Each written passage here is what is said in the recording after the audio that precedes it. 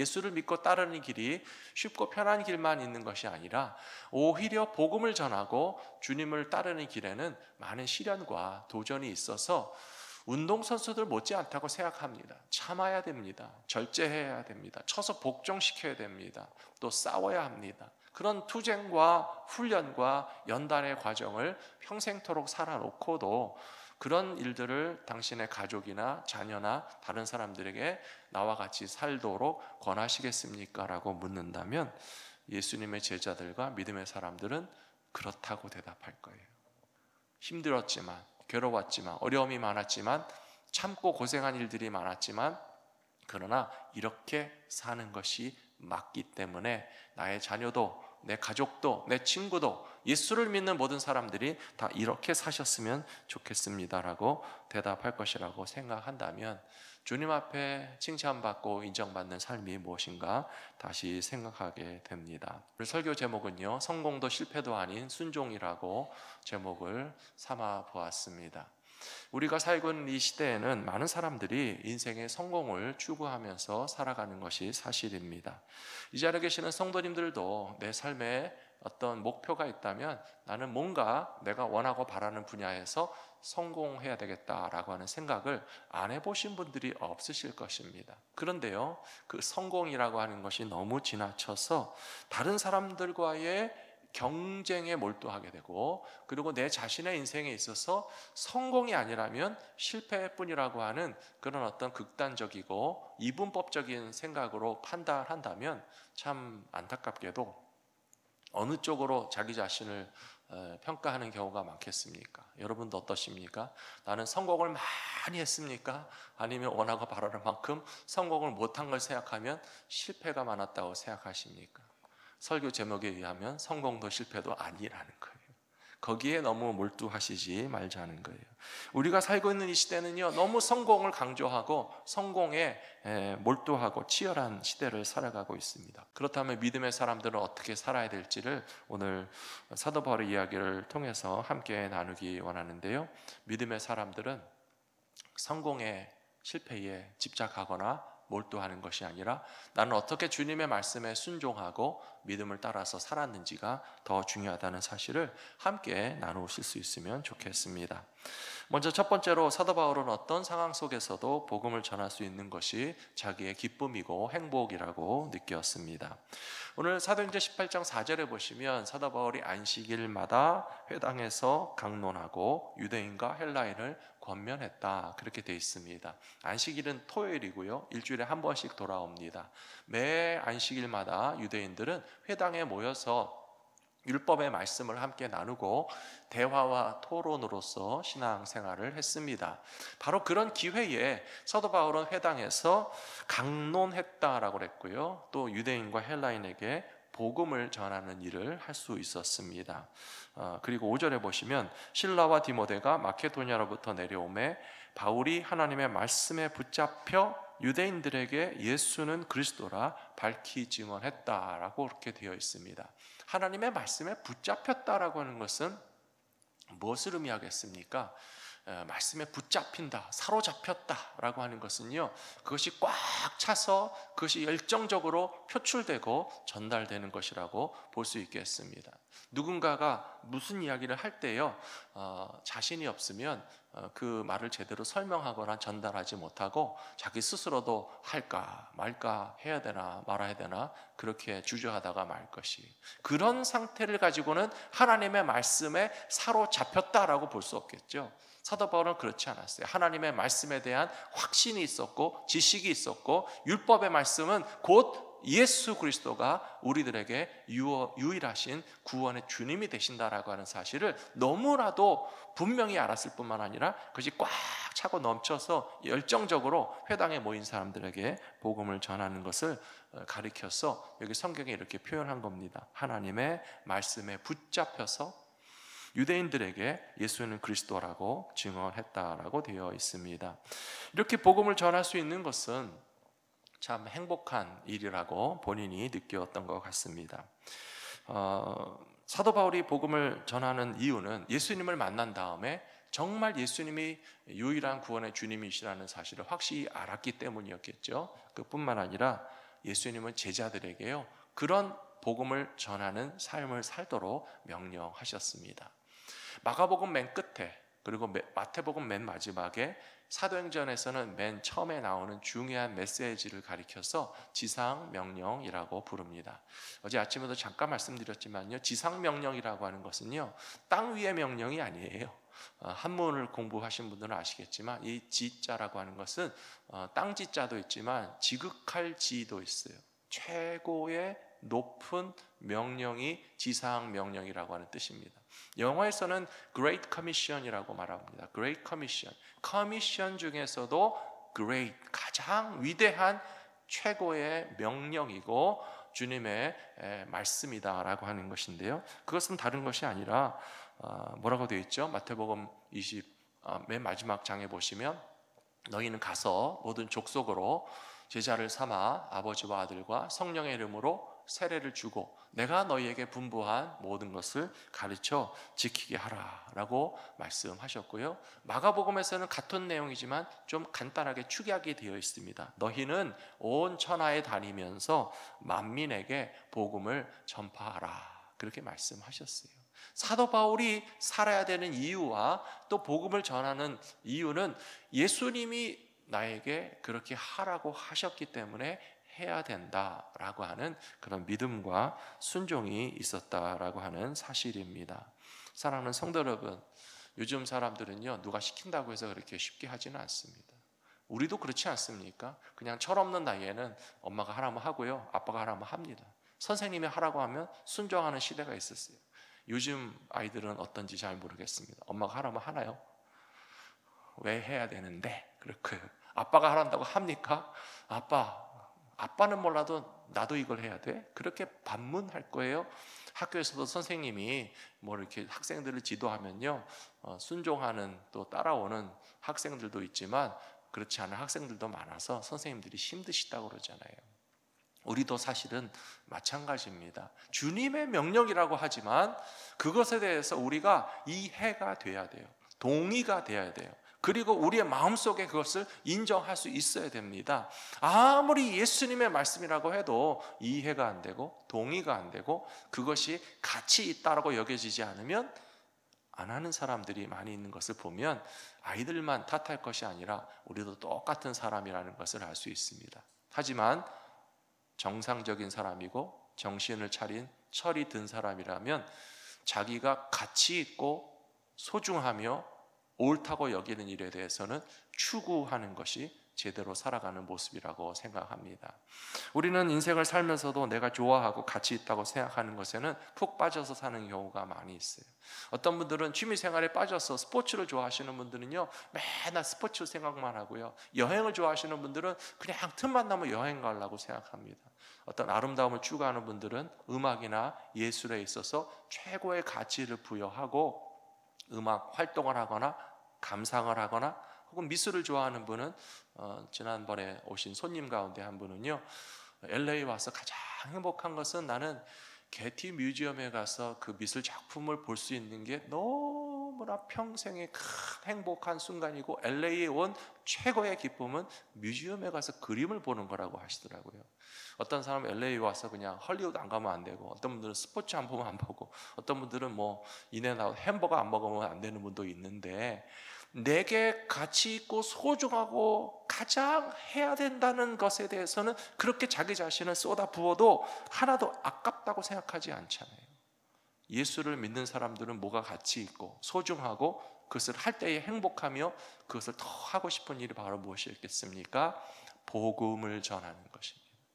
예수님을 통해서 우리에게 허락해 주신 하나님의 구원에 관해서 추구하고 몰두하고 그 일을 위해서 사는 것이 참으로 행복한 일이기 때문에 때를 얻든지 못 얻든지 복음 전하는 일을 통해서 주님의 말씀에 순종하게 될 때에 그 누가 뭐라 해도 우리에게 당신은 성공했다, 당신은 실패했다 평가할 수 있는 자격이 없습니다. 우리는 그렇게 대답하면 될 것입니다. 우리는 예수님의 지상명령에 순종하면서 살고 있습니다 라고 대답하실 수 있는 저와 여러분들이 되시기를 부탁합니다. 디모데후서 4장의 말씀이 바로 그것입니다. 하나님 앞과 살아있는 자와 죽은 자를 심판하실 그리스도 예수 앞에서 그가 나타나실 것과 그의 나라를 두고 엄히 명하노니 너는 말씀을 전파하라. 때를 얻든지 못 얻든지 항상 힘쓰라. 범사의 오래 참음과 가르침으로 경책하며 경계하며 권하라 하신 이 말씀은 성공과 실패를 따지지 말고요, 다른 가치보다도 더 최고의 소중한 가치를 가진 예수님의 이름과 복음을 전파하는 일에 순종하고 따라가시는 우리 모두가 되기를 소원합니다. 두 번째로, 우리들이 포기하지 않고 끝까지 순종하는 믿음의 길을 걸어갈 때 실패와 성공은 아무 상관이 없다라고 하는 것입니다.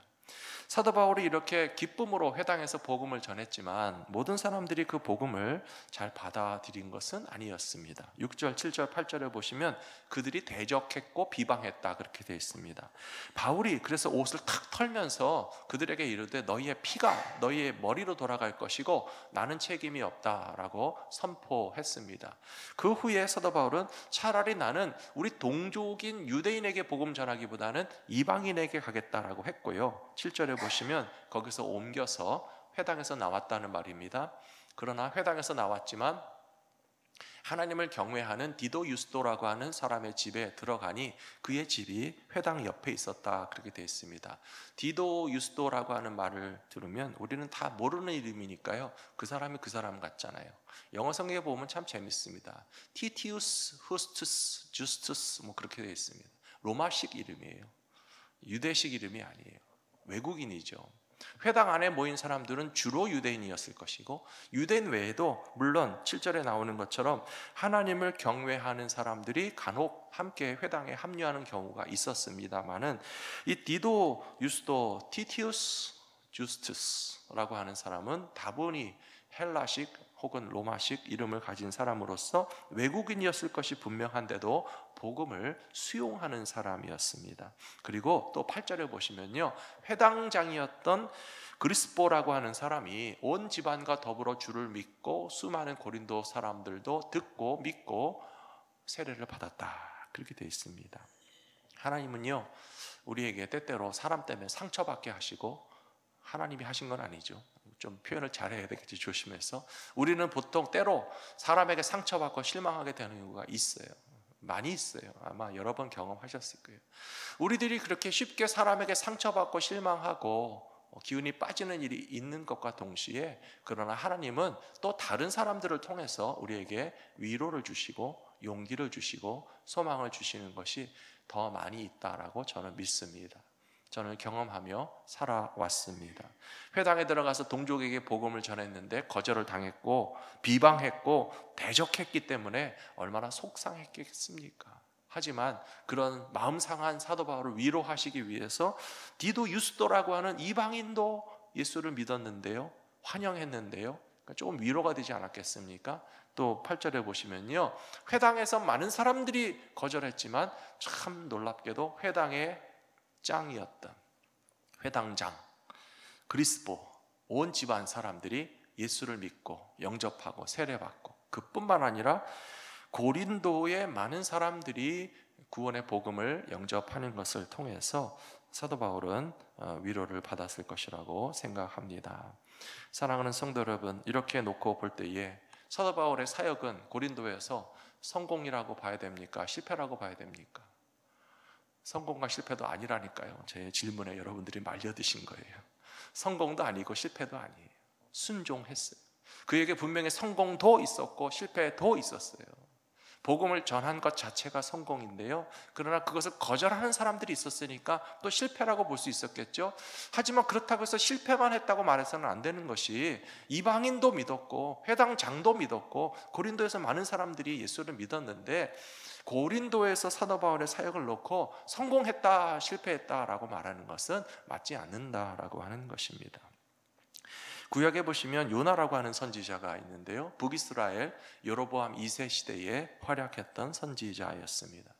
어느 날 하나님께서 요나에게 커미션, 사명을 주셨어요. 너는 아수르 니느웨라고 하는 곳에 가서 하나님의 심판에 대해서 경고하라. 아수르 민족과 니느웨가 그 도시, 그 수도였는데요, 너무나 악한 일들이 많기 때문에 하나님이 진노하셨는데 심판하시기 전에 회개할 수 있는 기회를 주셨다는 거예요. 그리고 그것을 가서 전달하도록 요나에게 사명을 맡기셨습니다.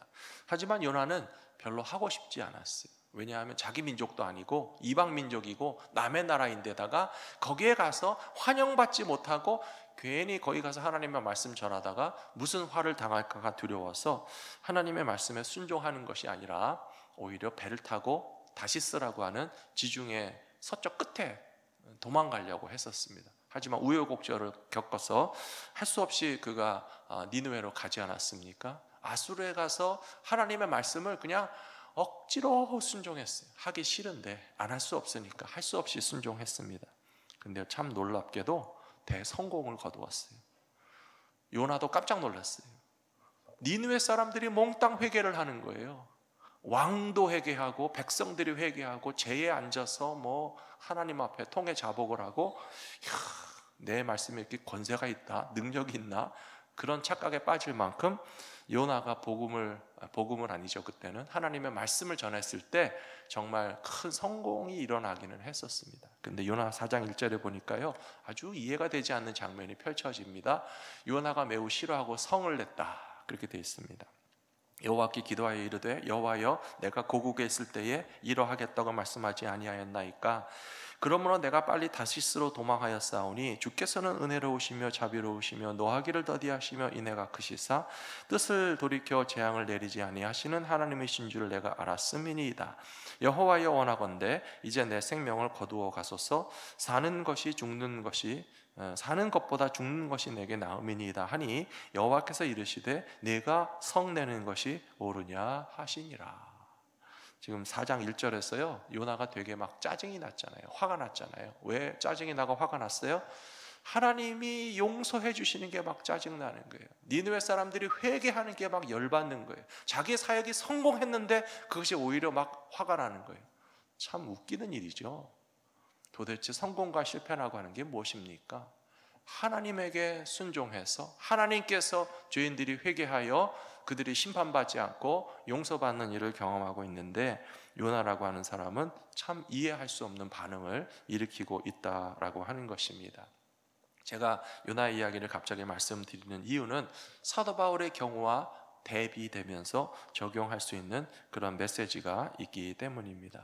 사도 바울은 복음을 전할 때 요나만큼 성공하지 못했어요. 고린도가 다 뒤집어지고 회개하고 다 하나님께 용서받고 구원받고 그런 일이 벌어지지는 않았습니다.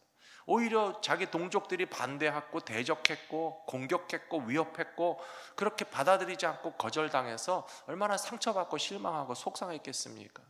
그리고 요나는 마치 자기의 능력이 대단한 것처럼 착각이라도 할 수 있었는데, 사도 바울은 그런 자괴심이 들었을 거예요. 내가 좀 말을 잘 못했나? 언변이 뛰어나지 않나? 논리 정연하지 않았나? 성경을 제대로 못 가르친 게 아닌가? 뭔가 내가 잘 못해서 잘 안 된 거 아닌가라고 하는 그런 생각을 되게 많이 할 수밖에 없었을 거예요. 사랑하는 성도 여러분, 그래서 우리는 성공이나 실패에 집착할 필요가 없다라고 하는 것입니다. 주님의 말씀에 순종하기만 하면 그 결과와 열매도 주님께 다 맡기고 끊임없이 전진하게 될 것이라고 믿습니다. 제가 오늘 말씀을 더 관심 갖게 된 것은 바로 세 번째입니다. 주님께서는 언제나 우리에게 위로자가 되시고 보호자가 되시고 인도자가 되시면서 우리 곁에서 함께 계신다는 사실이 중요하다는 것입니다. 오늘 말씀 18장 9절에 보시면 밤에 주께서 환상 가운데 바울에게 말씀하시되 두려워하지 말며 침묵하지 말고 말하라. 내가 너와 함께 있음에 어떤 사람도 너를 대적하여 해롭게 할 자가 없을 것이니 이 성중에 내 백성이 많음이라 하시더라. 왜 갑자기 주님이 사도 바울에게 찾아오셨을까요? 왜 이런 말씀하셨을까요? 환상 가운데 두려워하지 말고 침묵하지 말고 계속 말하라 라고 하시는 이유가 어디에 있으시겠습니까? 사도 바울이 아마 그런 생각을 했을 거예요. 두렵다, 침묵하고 싶다, 고만하고 싶다, 해도 소용없나 보다, 나는 잘 못하나 보다, 고린도에서의 나의 사역은 실패가 아닐까라고 하는 생각이 조금이라도 있지 않았더라면 주님이 굳이 사도 바울에게 나타나지 않으셨을 거예요. 사도 바울의 생각을 뒤집어 놓으시는 거잖아요. 두려워하지 말고 침묵하지 말고 계속 말하고 고린도에서의 너의 사역은 실패가 아니고 내가 너와 함께 있기 때문에 누구도 너를 대적할 수 없고 해할 사람이 없을 뿐만 아니라 이 성중에 고린도에 내 백성이 많다라고 하는 말씀을 해 주시니까 사도 바울은 큰 용기와 힘을 얻게 되었을 것이라고 믿습니다. 사랑하는 성도 여러분, 우리들에게도 마찬가지입니다. 혹시 LA에서 코리아타운에서 이민교회에서 신앙생활 하시면서 사도 바울과 같은 마음이 들 때가 요즘 있지 않으십니까? 두려운 마음이 들기도 하고요, 침묵하고 싶기도 하고요, 고만하고 싶기도 하고요, 용기가 꺾어지는 일이 있을 수도 있고요. 요즘에 교회들마다 별로 부흥하는 교회도 없고 젊은이도 없고 교육부도 줄어들고 이렇게 예수 믿는 사람들이 늘지 않고 오히려 주는 것이 아닌가 싶은 마음이 우리에게 조금이라도 있었다면 주님이 찾아오셔서 같은 말씀을 해 주실 거라고 저는 생각합니다.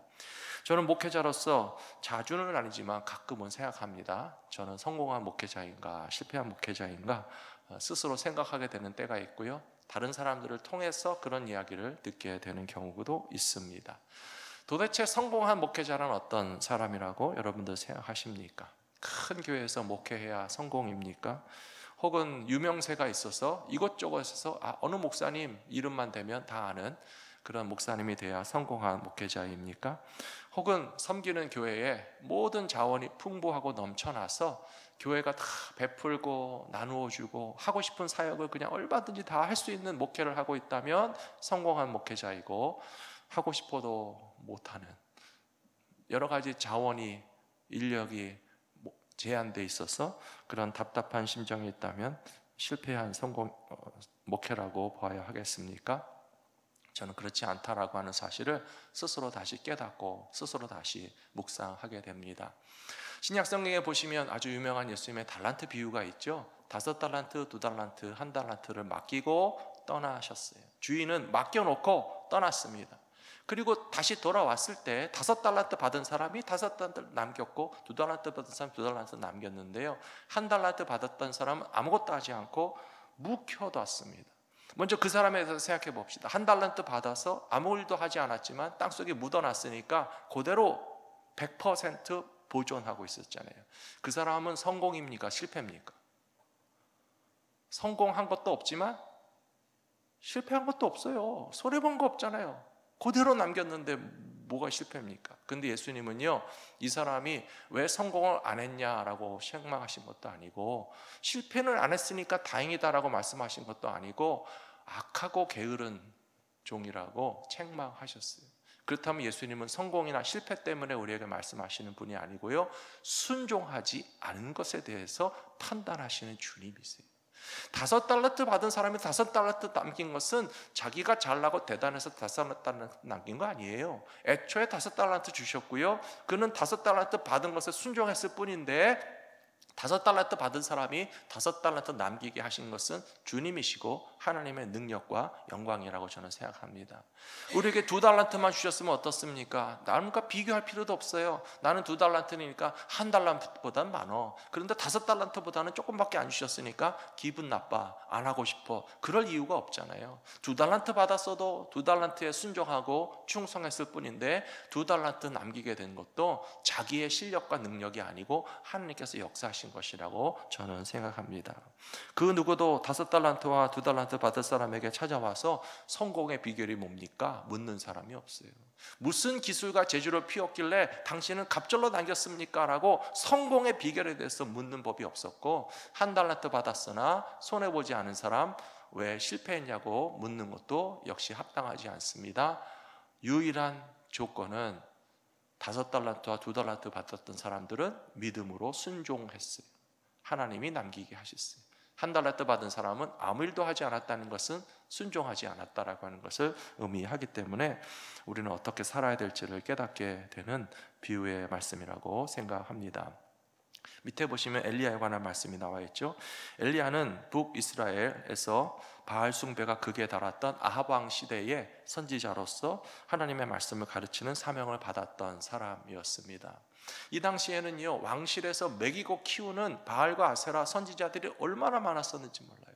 왕실에서 다 장학금 주고요, 생활비 주고요, 활동비 주고요, 사역비 주고요, 종교를 팍 퍼뜨리는데 바알과 아세라 우상 숭배의 선지자들이 신나는 시대였습니다.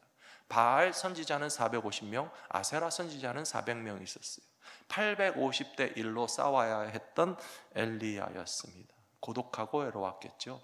그 상황 자체가 참 성공과 실패 같은 거는 생각조차 할 수 없는 그런 상황이었는데, 갈멜산에서의 영적 싸움에서 하나님께서 엘리야가 승리하게 하셨어요. 850대 1로 싸웠어도 850명의 선지자들을 다 목을 쳤어요.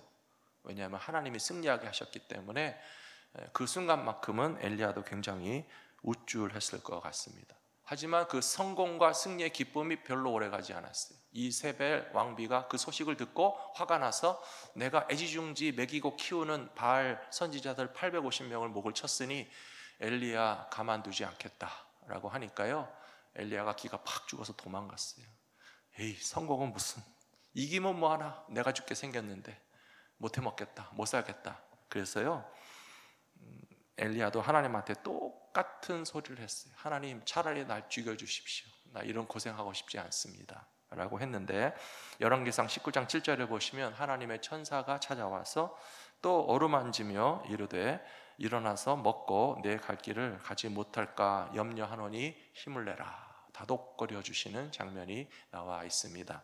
저는 이 열왕기상 19장 7절의 말씀도 고린도에서 사도 바울에게 찾아오셨던 주님의 환상과 오버랩되는 면이 있다고 생각돼요. 두려워하지 말고 멈추지 말고 계속 말하고, 고린도에서 예수를 믿고 구원받을 사람들이 얼마든지 있는데 용기를 잃지 말아라 라고 하시는 말씀이나, 엘리야가 낙심하고 실망해서 차라리 죽여주십시오 라고 하는 그런 원망 섞인 불평 가운데 천사가 와서 다독거려주고 먹여주고 고기를 주고 떡을 주고 네가 가야 할 길 끝까지 갈 수 있도록 내가 힘을 더해 주겠다라고 하시는 말씀처럼 우리 모두가 어떻게 믿음의 길을 걸어가야 될지 가르쳐 주시는 말씀이라고 생각합니다. 사랑하는 성도 여러분, 믿음의 길에는 성공이나 실패가 상관이 없습니다. 그러나 우리가 주님의 명령에 순종하면서 살았는지를 가지고 주님이 판단하실 것이기 때문에 주님께 칭찬받는 믿음의 길을 향해서 용감하게 계속 전진하실 수 있는 저와 여러분들이 되시기를 축복합니다.